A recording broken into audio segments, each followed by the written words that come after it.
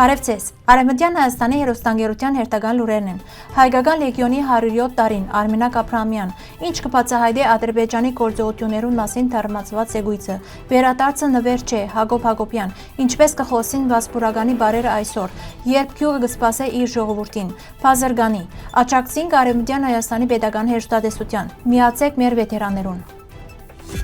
2026 թվականի փետրվար 1-ին լրացավ առաջին համաշխարհային պատերազմի տարիներուն ֆրանսական զորքերուն գազմին մեջ ստեղծված Հայկական լեգիոնի հիմնադրման 107 ամյակը։ Հայկական լեգիոնը սկզբնապես կոչվեր Արևելյան լեգիոն, իսկ 1919 թվականի փետրվար 1-ին սկսյալ ստացավ Հայկական լեգիոն անունը։ Այս ռազմական ստորաբաժանումը նպատակ ուներ համախմբել ֆրանսահայ գամավորներն ու օսմանյան բռնատիրութենեն փախած հայ գաղթականները, մերձավոր արևելքի մեջ մասնավորապես Գիլիգիո մեջ օսմանյան գասրության դեմ մարտական գործողություններում մասնակցելու եւ աբակա հայկական ազգային բանակի Արևմտյան Հայաստանի մեջ միջուկը կազմելու համար։ Հայկական լեգիոնը գործած է որպես ֆրանսական բանակին մեջ կամավորական ստորաբաժանումը, մասնակցելով առաջին համաշխարհային պատերազմի ռազմական արշավներուն, ներառյալ Սինայի եւ Բաղեստինի ճակատները եւ կարևոր դեր ունեցած է նաեւ հետագա ֆրանսա-թուրքական պատերազմի ընթացքին։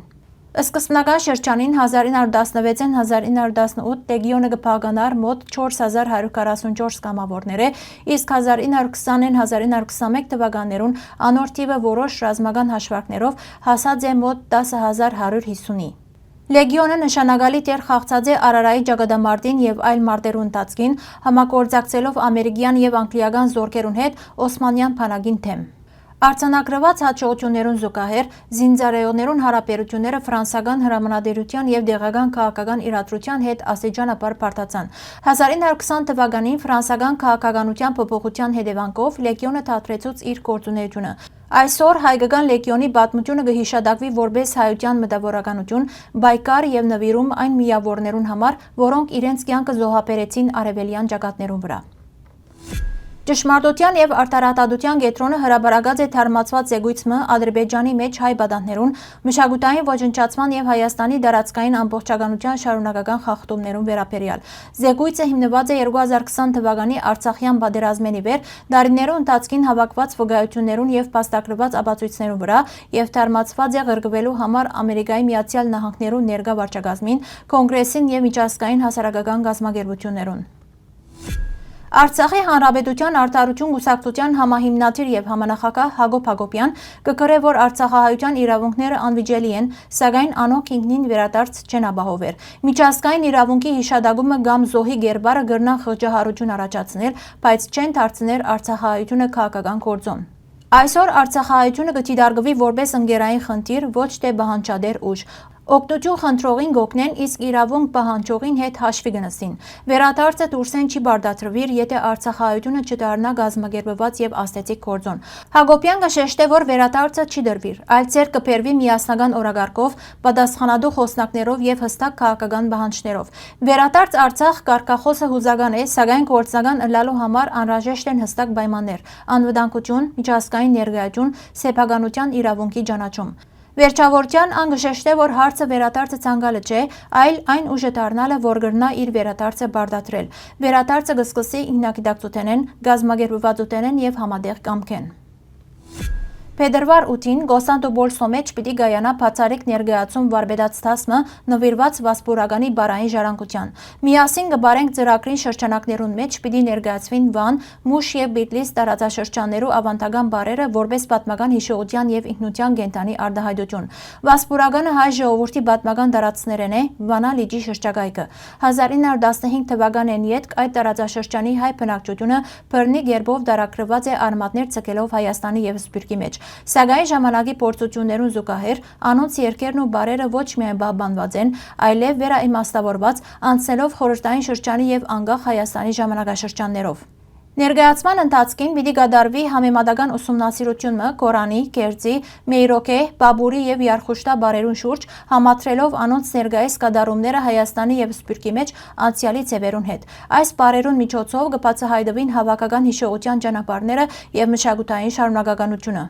Մասնագետները ոչ միայն պիտի ծանոթանան բարերուն պատմական փոխակերպումներուն, այլև պիտի աշխատին հին եւ նոր տեսակրություններու հետ եւ գործնականորեն պիտի սորվին քննարկվող բարերը։ Ադրբեջանի պետական ազերտաչ գործակալությունը Արցախի Թրմփոն գյուղը ներկայացուցած է որպես այսպես կոչված ազատագրված եւ ադրբեջանական բնակավայր, սակայն այս բնդումները չեն համապատասխաներ պատմական իրականության։ Թրմփոնը հինավուրց հայկական գյուղն է, որը սկզբնապես կոչված է Մաչախ եւ այդ անունով հիշատակված է արդեն 13-րդ դարուն Կանցասարի վանքի 1240 թվականի արձանագրության մեջ։ Գյուղի տարածքին մեջ հայտնաբերված տաբանակարը կվկայ է, որ այստեղ բնակավայր գոյություն ունեցած է ավելի վաղ։ Պատմական աղբյուրներն ու եկեղեցական փաստաթուղթերը կհաստատեն, որ Թրմփոնը տարեր շարունակ եղած է Կանցասարի վանքի եւ Հասան Ջալալյան իշխանական տան կալվածքը։ Մինչեւ 2023 թվականի սեպտեմբերը գյուղին մեջ բնակած են բացառապես հայեր, ինչ որ արձանագրված է բոլոր մարդահամարներուն մեջ։ Հակառակ այս անարարգելի փաստերուն Ադրբեջանի կառավարությունը կփորձի Թրմփոնը ներկայացնել որպես ադրբեջանական գյուղ։ Ստեղծված անօրինական վիճակը պետք է վերացվի եւ Արցախը, ներառյալ Թրմփոն գյուղը, պետք է վերադարձվի իր իրական եւ օրինական դերերուն։